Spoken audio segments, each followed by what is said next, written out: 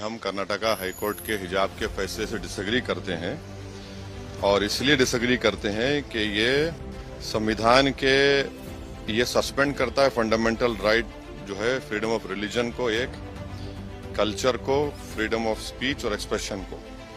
और ये आर्टिकल 15 को भी कि जो डिस्क्रिमिनेशन अलाउड नहीं है रिलीजन के ऊपर, वो उसका भी वायलेशन करता है। तो ये 4-5 चीजों के लिए हम सुप्रीम कोर्ट हाई कोर्ट के जजमेंट के हम डिसएग्री करते हैं। और तीसरी बात यह है कि एसेंशियल रिलीजियस प्रैक्टिस हिजाब नहीं है। आप कैसे डिसाइड करेंगे एसेंशियल है नहीं है? आखिर बात कहाँ खत्म होगी?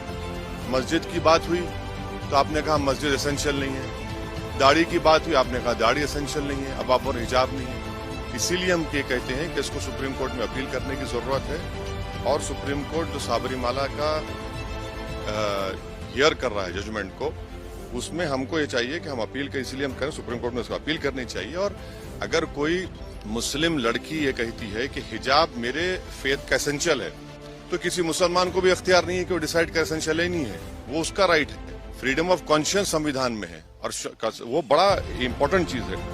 और छठी बात ये है कि आप ये कह रहे हैं कि यूनिफॉर्म, भाई यूनिफॉर्म अगर पहनने से जात नहीं मालूम होती कौन सी कास्ट का है कौन सी कास्ट का नहीं है। और यही मोदी सरकार ने, आयरिश सरकार ने जब हिजाब और टर्बन को अलाउ किया अपनी पुलिस में, तो उसमें वेलकम किया। आज आप क्यों उसको खिलाफ कर रहे हैं? तो इसीलिए हर एतबार से ये संविधान के जो हमने आपसे कहा, right to culture, freedom of religion, freedom of expression, freedom of conscience और आर्टिकल 15 का ये वायलेशन होता है। और संविधान का प्रियम्बल जो है ना, प्रियम्बल बड़ा इंपॉर्टेंट है।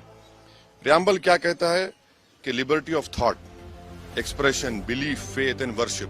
तो ये सब चीजें इसलिए उम्मीद करते हैं कि सुप्रीम कोर्ट में इसको अपील किया जाए। हमारे एमआईएम पार्टी के नेता हैं जो कर्नाटका के, उन्होंने भी पिटिशनर हैं, हमारी उनसे बात होगी, हम उनसे भी कहेंगे सुप्रीम कोर्ट में अपील करें।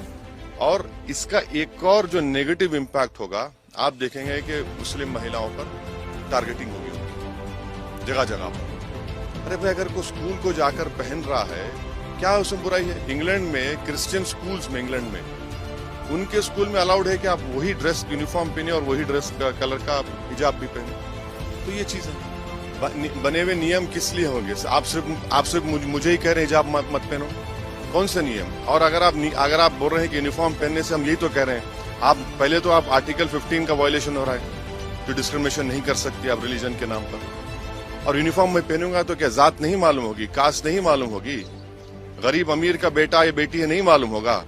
और अगर यूनिफॉर्म है तो यूनिफॉर्म के लिहाज से हिजाब पहनेंगे, तो दूसरों का एसेंशियल प्रैक्टिस अलाउ करेंगे, मेरा एसेंशियल प्रैक्टिस अलाउ नहीं करेंगे। आप क्यों नहीं अलाउ करेंगे? मेरे लिए एसेंशियल है वो।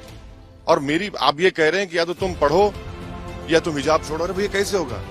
संविधान में मुझे इजाजत है कि मैं फ्रीडम ऑफ कॉन्शियंस के तहत अपना हिजाब भी पहनूं और शिक्षा भी हासिल करूं। इससे देश मजबूत होगा। बकवास है, झूठ बोल रहे हैं। भारत में 3 स्टेट्स हैं, तेलंगाना, कर्नाटका और एक स्टेट है, जहां पर मुस्लिम बच्चियां हिंदू बेटियों के बराबर स्कूल में पढ़ रही हैं। क्या बकवास बात कर, उससे क्या हासिल होगा? मॉडर्निटी की निशानी ये है कि हिजाब ना पहने। मॉडर्निटी की निशान ये है कि हम सब चीज अपने रिलीजन के प्रैक्टिस छोड़ दें। ये मॉडर्निटी ये नहीं है, हम इसको नहीं मानते इन चीजों को। भाई, संविधान के तहत मुझे अपने कल्चर को, अपने फ्रीडम ऑफ कॉन्शियंस को, एक्सप्रेशन को लेकर चलने की इजाजत है।